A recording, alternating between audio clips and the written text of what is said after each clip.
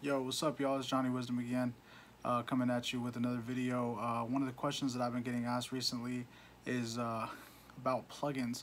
Plugins are essential. I mean, when you're working on having as many instruments or sounds as possible because you're trying to create a deep soundscape or build on top of a sound, you're trying to layer, you're trying to make your beats and songs, have some character and sound beefy. With plugins, you can get lost, man. You can just go on and on.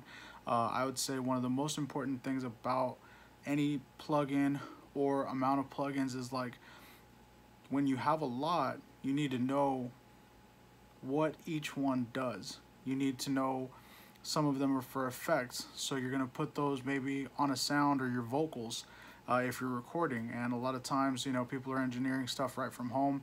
You're recording each other. If you're collaborating with people, as a producer, you'll benefit from knowing what plugins are good for vocals, what plugins are good to improve your bass.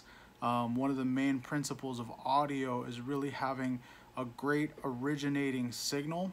So if you have a bass line, you want to make sure that your bass line's not peaking or dirty. You want to make sure that it's not distorting. When it comes to vocals, same thing. You want to try and get it as clean as possible.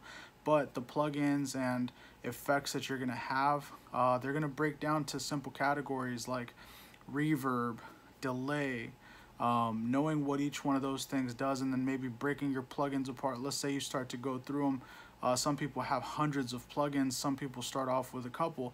Really getting to know which ones do what, and getting to know maybe your favorites and categorizing which ones you'll use for certain things. As you get a little bit more advanced, you'll probably use them interchangeably from vocals to instruments and vice versa, different MIDI effects versus audio effects. Getting to know those things is really important. But yeah, plugins, don't go getting lost in them.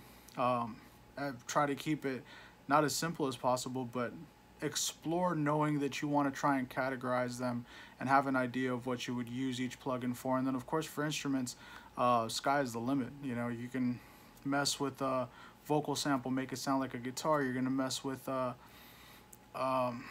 sample chop and make it the whole premise of your beat. But how are you going to do that? Is it changing rhythm? Is it adding mud to your mix and making things sound unclear? Those are things that you're going to want to look out for. So again, Johnny Wisdom, JohnnyWisdom.com.